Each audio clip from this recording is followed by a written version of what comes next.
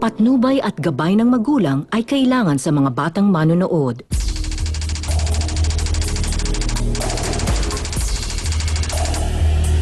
Luzon, Visayas, Mindanao, buong Pilipinas, nakikisaw-saw. Handa na ba kayong magpayanig sa talakan? Ang inyong nag-iisang Barangay Hall on Air ay pupunta na mismo at dadayo sa inyong mga barangay. Wow! Mag-uusap tayo, aayusin natin ang mga problema nyo, one barangay at a time.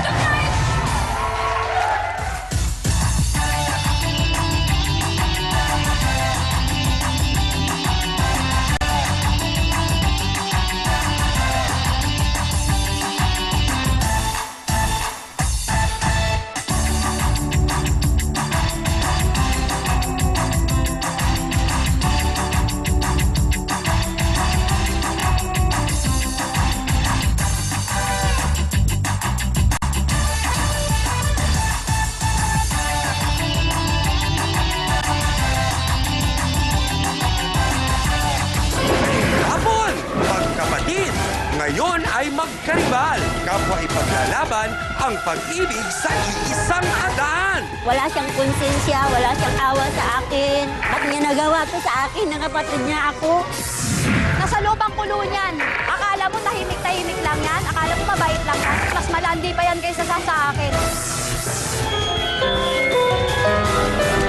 Hindi siya naawa sa mga anak ko na anim. Wala siyang ganyang katawan siya. Mas maganda nga siya. Kumpleto ipin niya. Mas magaling naman ako sa kanya. Sino kaya ang mapalad at sino ang uuwing luhaan? Harapin natin at pag-usapan dito lang sa nag-iisang Barangay Hall on Air ng mundo. Face to face! Salsa bueno, salsa buena. Let's get ready for salsa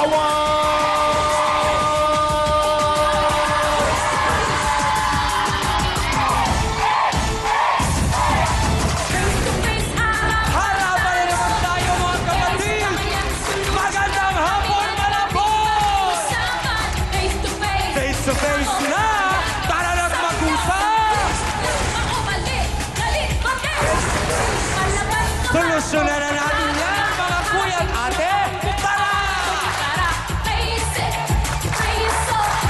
Sadyang makulay ang mukha ng tunay. Tayo'y magharapan, ating pag-usapan. Aminan, awayan at maguprayan. Gusto mo bang makisaw-saw taran ng kaibigan? Pangayan ay Mga solusyon. kabarangay sa Malabon!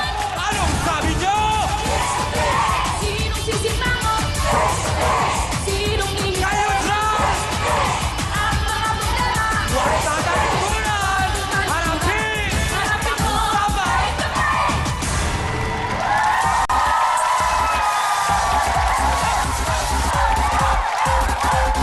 At ngayon, eto na ang First Lady na nag-iisang Barangay Hall on Air. Ang pambansang kapitana, Chang Ami Perez! Hello, Malabon! Magandang hapon po sa Barangay San Agustin, Malabon City! Mag-ate, kinalimutan ang pagiging magkadugo dahil sa isang lalaki. Naku po, wala raw kasing magpaparaya sa kanila. Hans, ano ba ang say ng ating mga kapatid dito sa Oreta Sports Complex sa Malabon? Sobrang excited na kami, Kapitana! Hindi ba mga ate at kuya? Ang tanong, sapat ba ang energy nyo? B1 at B2?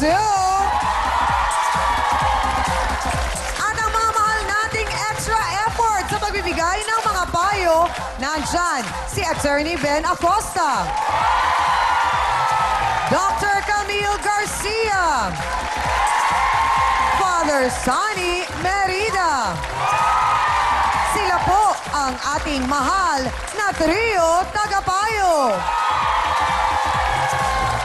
At paalala muli sa mga nanonood sa kani-kanilang tahanan, pwede po kayong makisawsaw at may tsansa kayong manalo sa aming text Sawsawan promo.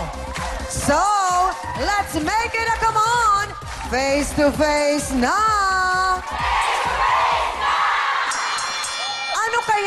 nangyari at todo raw ang galit niya. Dahil sa dinami-rami ng babae sa mundo, kaisa-isang kapatid pa niya ang naging karibal sa pag-ibig. Alamin natin ang kwento ng buhay ni Aling Nelia Pailano. Pasok! Face to face! Face to face! Face to face! Magandang hapon po sa inyo, Aling Nelia. Magandang hapon din na Sino po ang nirereklamo natin? Yung kapatid ko po, ma'am. Anong pangalan? Mary Jane po. Mary Jane. Anong Ayun. nangyari po sa inyo?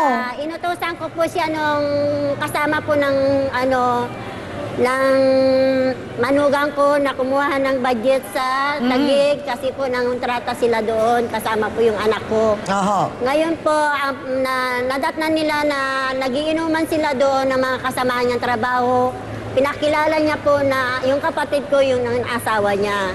Nang inyo pong asawa? Opo, yun po ang pinakilala Bakit niya po? doon.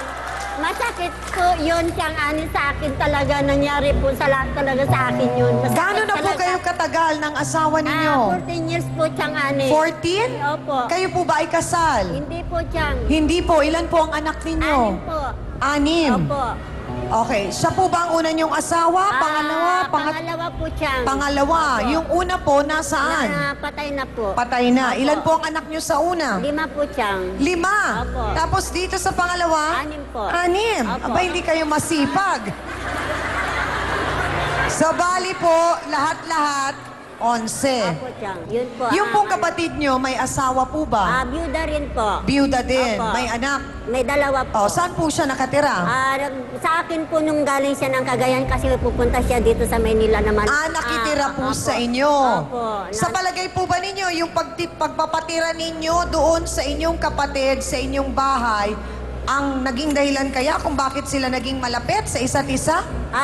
Hindi ko po alam siyang kasi namamasukan po ako araw-araw na naglalabandera. Sila lang po naiiwan sa bahay, pati mga anak. Sila, so ibig Opo. sabihin, ito pong kapatid ninyo, ano pong pangalan niya? Mary Jane Si po. Mary Jane Opo. at yung inyong kinakasama na anong pangalan? Jojo po. Jojo. Opo.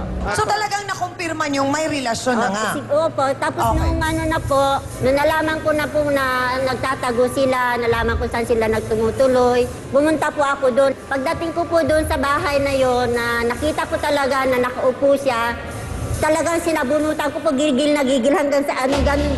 Sinabunutan niyo sino? Opo, yung kapatid ko, Yung sabi kapatid ko sa mo? likod, ate, tama na, yung sabi niya sa akin, pag-usapan Sino po bang natin. mas matanda sa inyo ni Mary Ako Jane? po. Kayo po. Opo. Oo. Sabi niya, ate, tama na, masakit po Ate yung Nelia, ulo ko." bakit hindi po ninyo ginawang kausapin ang kapatid ninyo? Parang babae sa babae, heart to heart, ang usapan nyo, bakit mo nagawa ito sa akin? Ikagigil ko na po, sasama na po ng loob ko kasi kulang na po ang suporta sa amin ng asawa ko, sa anim pong anak. Oo nga Wala, naman din tapos po. uuwi po siya sa amin, sinasaktan niya po ako, sinasakal. Okay, bukod Sabi po ko, sa ginawang pananakit sa inyo, napag-alaman namin ng aming research team, umabot sa punto, Aling Nelia, na kayo daw po ay kinukulong nung Jojo. Apo, Saan totoo po kayo po yan. kinukulong? Sa Bakit ano hindi po? po kayo nanlalaban? Kasi po yung gawa po ng sinugod ko yung kapatid ko doon, kinaladkad niya akong pauwi. Tapos kinulong po niya ako ng 3 araw. May katotohanan kaya ang lahat ng sinasabi mong yan na bintang nyo sa inyong kapatid. Baka naman wala silang relasyon. Meron po. At kinilig daw kasi siya dahil nga ang ate niya ang tunay na kinakasama pero siya ang pinakilalang asawa ni Jojo sa iba. Yun ang pinagmula ng kanilang relasyon. Alamin natin ang kabuuan ng mga pangyayari mula kay Mary Jane Pailano. Pasok!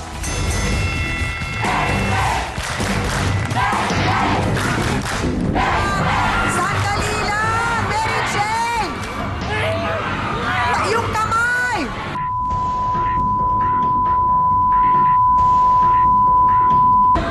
Wala kang kwentang kapatid. Porket Walang pinakilala ka lang, Wala kang kwentang kapatid. porket Kapatid. pinakilala ka lang na ikaw ang asawa, kinilig ka na at tinutuhanan mo. Bakit?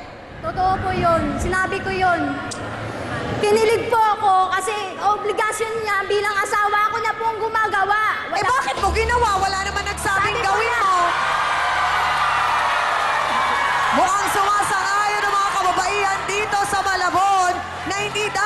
Abuin ni Ate Mary Jane ang obligasyon ni Ate Nelia, ang kanilang kwento ng pag-ibig. Tutukan nyo, ito ang...